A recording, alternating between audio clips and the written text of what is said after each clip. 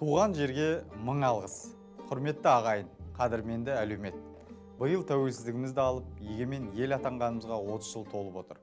Осы уақыт ішінде еліміздің бірлігі мен беріктігі артып, достық туы желбіреп келеді. Сыр өңірінде бұл бағытта қолға алынған игілікті істер көп. Ассамблеяның бастамасымен этномәдени бірлестіктер жұмысын үйлестіруде оң нәтижеге қол жеткізіп отыр. Ынтымақ ұясы атанған достық үйінде бүгінгі таңда 11 мәдени бірлестік қоныс тепкен. Жалпы сыр өңірінде 35 этнос тату тәтті ғұмыр кешуде. Облыстағы этномәдени бірлестіктердің мәдени күндері, әр этностың ұлттық мерекелері тұрақты түрде кеңінен аталып өтіледі. Бұл өңірде барлық этнос өкілдерінің ауыз бірлікте өмір сүруіне, қоғамдық келісімнің берік нығаюына үлкен ықпалын тигізіп отыр.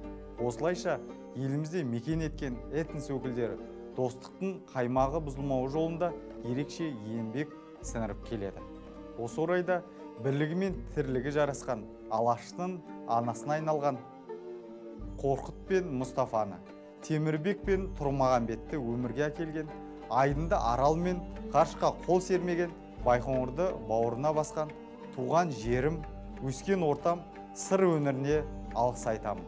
Алғыс айта отырып, туған жерге мың алғыс челленджін барша этномәдени бірлестіктердің жетекшілеріне, Рухани жаңғыру орталығының директоры Ибраев Валиханға, Әбділда Тәжібаев атындағы облыстық әмбебап ғылыми кітапханасының директоры Мыңжас Нұрлыбек ағама, облыстық жастар ресурстық орталығының директоры Азамат Мүкеевке және әйелдер қауымына, сонымен қатар Қазпочта акционерлік қоғамының жетекшісі, облыстық мәслихаттың депутаты Аида Ибрагимқызына жолдаймын.